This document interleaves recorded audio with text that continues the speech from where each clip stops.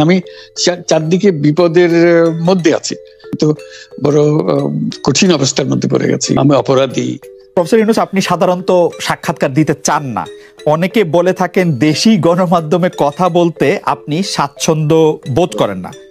এর কারণ হিসাবে কেউ কেউ বলেন আপনি প্রশ্নের মুখোমুখি হতে হয়তো পছন্দ করেন না, আবার কেউ কেউ বলেন কিছু না বলেও আপনি যে দুর্যোগের মধ্যে আছেন, বললে না জানি কি হতো। আপনার মন্তব্য একটু শুনতে চাই। আমি শুধু বিপদ থেকে দূরে থাকার জন্য এটা করছি, কারণ আমি চারদিকে বিপদের মধ্যে আছি, কাজে কথা না বলা এটা একটা নিজেকে রক্ষা করার একটা সুবিধা আর কি। যত কম বলা যায় ততই হয়তো ঝামেলা থেকে বাঁচবো। সম্পূরক প্রশ্ন করতেই হয়, নিজেকে কতটা রক্ষা করতে পারলেন প্রফেসর ইউনূস? পারলাম না তো, তো খালি বাড়ছে। এখন তো বড় কঠিন অবস্থার মধ্যে পড়ে গেছি। কিছুদিন আগে হয়তো খবর পেয়েছে, এই মাসের মধ্যেই যে 12 তারিখে যে ঘটনা ঘটলো, যে আমাদের অফিসের মধ্যে ঢুকে গেল লোকজন, ঢুকে বললো যে এটা আমরা এখন দখল করলাম, এখান থেকে আমরা চালাবো, এটা কি কারবার, কি হলো এটা? কাজে সমস্যার পরিমাণ বাড়ছে, কমছে না। সমস্যা পরিমাণ বাড়ছে, কমছে না। আমি একটু পিছনে আদালতে আপনার বিরুদ্ধে রায় ঘোষণার পরে আপনি একটা প্রতিক্রিয়া দিয়েছিলেন। সেই প্রতিক্রিয়া আপনি বলেছিলেন যে বাংলাদেশের একটি কথায় আপনি এরকম বলেছেন যে বাংলাদেশের প্রতিটি নাগরিককে অন্যায়ের বিরুদ্ধে এবং গণতন্ত্র এবং মানবাধিকারের পক্ষে এক কণ্ঠে কথা বলার আহ্বান জানায়। অনেকে এইটাকে দেখছেন হচ্ছে এরকম করে যে আপনি গণতন্ত্রের পক্ষে লড়াইয়ে সামিল হতে বলছেন।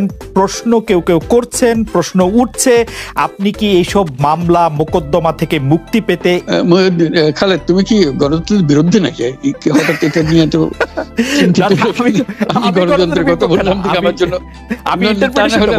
তুমি তো বলে আমিও তো, তুমি বলবো যে আমিও তো আছি, কাজে আমাকে পৃথকভাবে বলতে হচ্ছে কেন? আমরা সেটাই বলতেছি, কাজে আমরা কেউ গণতন্ত্রের বিপক্ষে না, সবাইকে স্মরণ করিয়ে দেওয়া যে আমরা সবাই গণতন্ত্রের পক্ষে, মানবাধিকারের পক্ষে, আমরা ন্যায় নীতির পক্ষে, রুল অফ লর পক্ষে। এইগুলো না থাকলে জাতি হিসেবে আমরা টিকে থাকবো না। তো কাজে যখনই মনে হচ্ছে যেগুলো এখন ফরেন ওয়ার্ডস হয়ে গেছে, তাতে মনে হবে যে আমাদের সমাজ হিসেবে আমাদের দায়িত্ববোধ অনেক বেড়ে গেল, এগুলোকে প্রতিষ্ঠিত করা, সোচ্চার করা, মুখ ফুটে বলা, এটা সবাইকে বলতে হবে, মুখ ফুটে বলতে হবে। আমার বিরুদ্ধে অভিযোগ হলে আমি বলছি না বলে, আপনি বলছেন না কেন? একবার বলে এখন তোমার প্রশ্নের সম্মুখীন হয়ে গেলাম।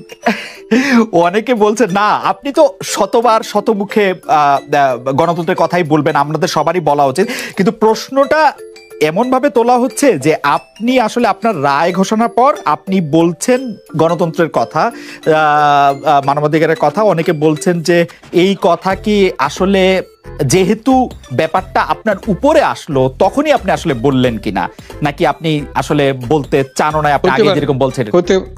হতে পারে, মুখ যখন বন্ধ থাকে কোনো কথাই বলা হয় না। এখন যখন মুখ খোলার সুযোগ হয়েছে, সামনে ক্যামেরা নিয়ে দাঁড়িয়ে আছে, মাইক্রোফোন দিয়ে দাঁড়িয়ে আছে, কথা বলছি, কাজে মনের কথাটা বললাম আর কি, যেটা মনে ছিল বলা হচ্ছিল না সেটা বললাম। এটা আমার ধারণা এটা সবারই মনের কথা, সেটাকে প্রকাশ করার তারাও চায় যে তারা বলুক, আমি বললে তাদেরও মনে সাহস আসে যে উনি বলছেন যখন আমরা বলতে পারবো।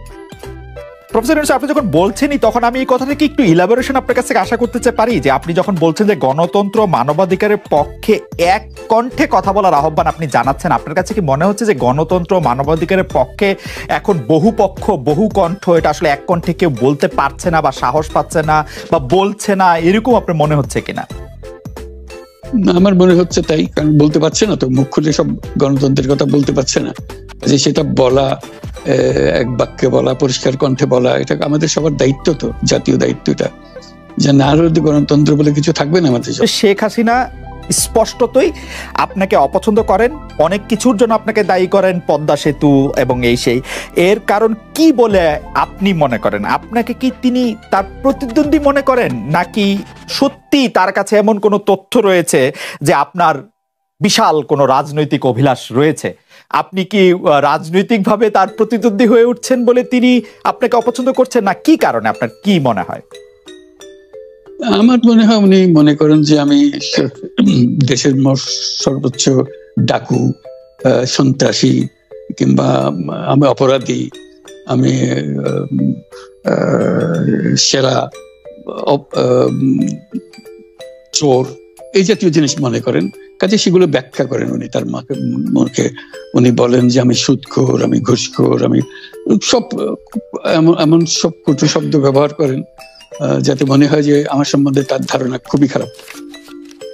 কিন্তু এইটা তো এরকম ছিল না।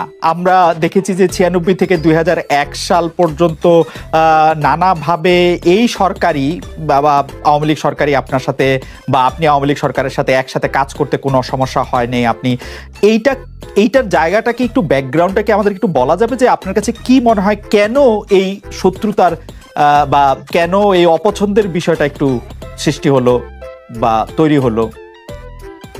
যেই হোক, এটা আমার তরফ থেকে হয়নি। আমি তাকে যথাযথ শ্রদ্ধা করে নিয়ে গেছিলাম আমাদের মাইক্রো ক্রেডিট সামিটে ওয়াশিংটন ডিসিতে।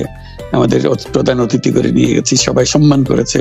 কারণ এই মাইক্রো ক্রেডিটটা তখন পৃথিবীর সামনে আসছে, বড় আকারে আসছে, এবং এটা বাংলাদেশের অবদান হিসেবে সবাই স্বীকৃতি দিচ্ছে।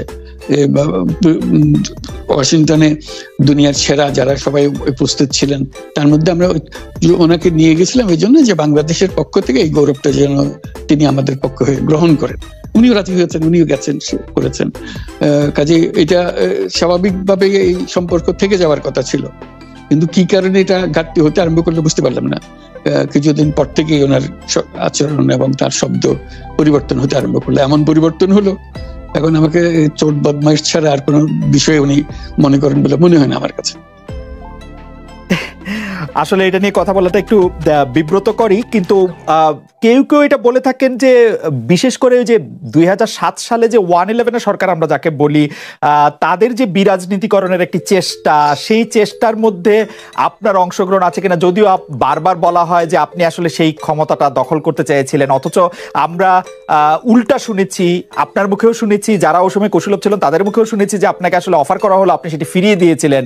কিন্তু কেউ কেউ আবার বলে থাকেন আপনি একটা লম্বা সময়ের জন্য চেয়েছিলেন। এইটি কি একটা কোনো কারণ হতে পারে? এই ব্যাপারটিকে আমাদের দর্শকদের জন্য মানে বা ইয়েদের জন্য একটু আপনি পরিষ্কার করবেন যে আপনি আসলে রাষ্ট্রের সর্বোচ্চ ক্ষমতায় বা রাজনীতির জায়গায়, দেশ পরিচালনায়, সেগুলিতে আপনি আসলে আসতে চেয়েছিলেন কিনা, চান কিনা, বা ওই জায়গা থেকে? যদি চাইতাম খালেদ, যদি চাইতাম, তখন যখন মিলিটারি আমার বাসায় এসে বসে রইল সারা রাত আমাকে রাজি করানোর জন্য, আমি তো লুফে নিতাম। রাজি করানোর জন্য বসে থাকতে হবে কেন? আমি যদি ক্ষমতাই চাইতাম, বলে আর চলেন চলেন, কি করতে, কি কোন জামাটা পড়তে হবে দেখিয়ে দেন, এখনই যাচ্ছি। আমি তো সেটা করিনি। তাদের সঙ্গে তর্ক করেছি, সারা রাত ধরে তর্ক করেছে যে না ভাই, আমাকে দিয়েন না, আমি এই কাজের উপযুক্ত না, আপনারা অন্য লক্ষ্য যান।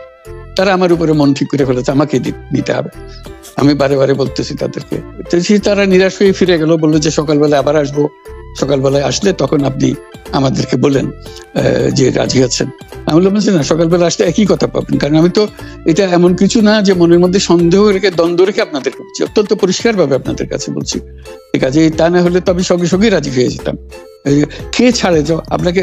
দেশের পুরো সরকারের প্রধান হবার জন্য আহ্বান জানাচ্ছে বাংলাদেশে এরকম কয়জন মানুষ আছে বলবো যে না, আমি এই দায়িত্ব গ্রহণ করব না? আমি তো করলাম সেটা। এখন আমার নামে বলা হচ্ছে 10 বছর চেয়ে। আমি বছর নিয়ে তো প্রশ্নই উঠে না। প্রশ্ন হচ্ছে আগামীকাল সকালবেলা আপনি শপথ গ্রহণ করবেন, এই কথা। আমি বলছি না, করবো না। এরপরে তো কয় বছর, কয় কাণ্ড। আমি 10 বছর দিয়ে কি করবোটা কি? আমি 10 বছর দিয়ে, আমি তো বলছি আমি এই কাজের জন্য নই। দেশে আমার দেশ পরিচালনা করা আমার দায়িত্ব না, আমার কাজ না। আমি জানি না এটা কিভাবে করতে হয়। আমি যেটা জানি সেটা করি।